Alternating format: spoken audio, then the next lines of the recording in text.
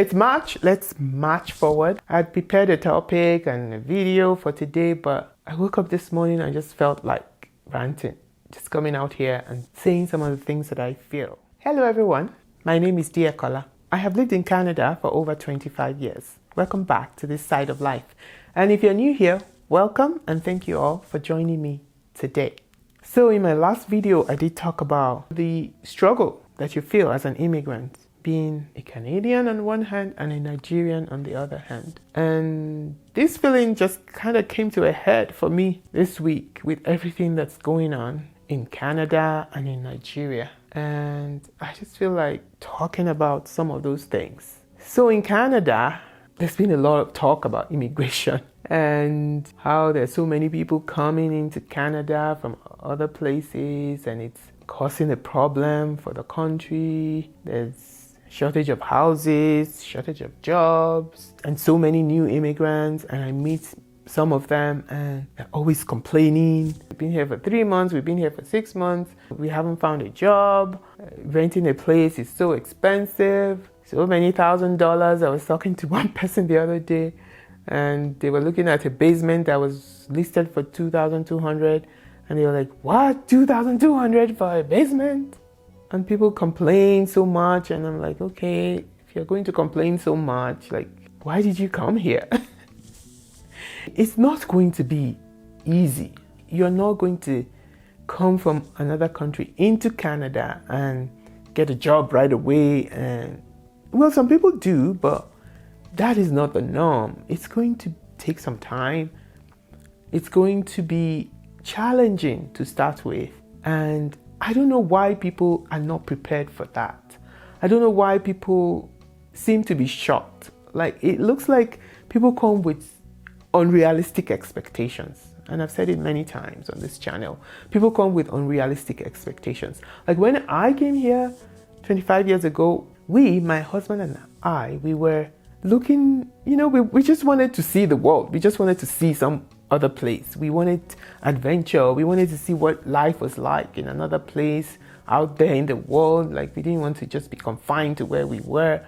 We were looking for the experience of another kind of culture, of a different environment. And so we were coming with excitement and we were coming with this can-do attitude that, whatever we're going to face, we will be able to overcome and we will be able to do well. So that was the kind of mindset that we came with. I don't know the mindset that people come with these days as immigrants. I don't know. Like, maybe they feel like somebody owes them something. They are entitled to something. I don't know. So when they land and it's 2 weeks and 3 weeks and nothing is really going their way, they just lose it. And they keep complaining. I'm like, complaining is not going to solve the problem. I mean, in this world, there's no perfect place. There are always pros and cons to every location, every place. There are many, many things you can do, many resources that are available to you that you should just focus on taking advantage of those resources, like government resources that can help you to get yourself ready for the workplace. Maybe you have to do a transition job before you get that job that you're looking for. Maybe you have to go to school. Maybe you have to do a course. Focus on those things and just stop talking like somebody owes you something. I mean, I did a video about how I feel about being an immigrant, and one of the things I talked about in that video is that I do feel privileged to have the opportunity to be a Nigerian as well as be a Canadian. I feel like I am better off having that experience of both worlds. And yeah, apart from those who fled the war in Ukraine, for example, or the conflict between Israel and Palestine, people come here by choice. So I think if you come here by choice, then you should be ready to take on whatever the challenges that you face. It takes time, but I always tell people it gets better. And if you're not up for the challenge, then I'm sorry, it's not for you. So you probably can still, if possible, retrace your steps. So yeah, so there's that going on here.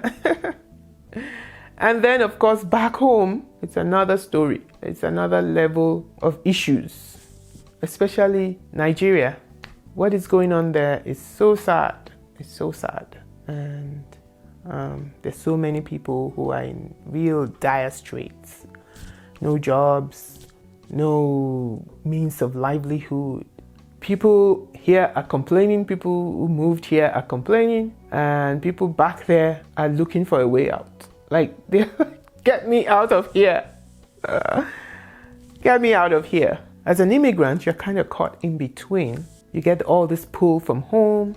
People look at you and they're like, oh, we need help, help us. And you do what you can, you send what you can. But you know, how many people can you help? Really? How many people can you help? What does that even do? So you send money and they spend it on food, shelter, and just basic things of life. And then what? There's no means of livelihood, no job. They would need you to help again. And it's just very depressing, when you have a family of mom and dad and neither of them have a constant means of livelihood. And even if they do, there's runaway inflation. Everything has doubled, tripled. And how much do they even earn? The minimum wage is 30,000 naira. What can they do with that? How can they survive on that? I don't even know how people survive. We talk about housing situation in Canada, but it's on another level over there. I have people who have houses over there and they rent out the houses and people don't pay their rent because they don't have money to pay their rent. And I know some people will come and say, oh yeah, you're always seeing the bad side of things, but I'm just speaking from what I'm experiencing, like the kind of messages, the kind of demands, the kind of requests that I'm getting. And what I'm even seeing in terms of the exchange rate is so heartbreaking. When you change money like 6 months ago and you change it again today and it's like double. How can that happen? And so you think to yourself, like, there has to be a better way. There just has to be a better way. I guess if those countries where people migrate from, I understand that Nigeria is in the top 5 of number of immigrants in Canada. Those countries people migrate from, if they were good, I suppose not as many people will want to leave and go to another place. But because things are so bad there, people want to leave. And I don't know what the solution is. The government? I don't know what the government does in Nigeria. The government doesn't do the roads. Power supply is epileptic. Water, everybody's their own water corporation. I hear that even the public schools now, people don't send their kids to public schools anymore. Everything is private. And of course, how many people can afford private schools? So I'm not sure what the government does in places like Nigeria. And I'm not sure what the solution is. And I know there are people who are there in Nigeria and in all these other countries striving and trying their best to get something going, create employment. But the environment is just so hostile. Like, the environment is not enabling at all. And so where does that leave everybody? So yeah, those are some of my thoughts this week. Yeah, places like Nigeria, you see there are rich people in Nigeria. Yeah, very rich people. What can they do? Can they do something and help all this mass of poor people that surround them? I don't know. Maybe there's something they can do. At the end of the day, if we only have hope in this world, we are of all men the most miserable. That's what the Bible says, and that is really true. If our hope is only in this world with all the flaws and all the issues and challenges and stuff, then we are so miserable. But thank God we are not miserable because we have Jesus and we know that this world is not really our home, and finally we are going to go home. So yeah, that's how I'm feeling today. I'm just thinking about, I guess, everything. Canada, Nigeria, and all the issues that everyone is facing everywhere. But I don't want this video to be sad, depressing.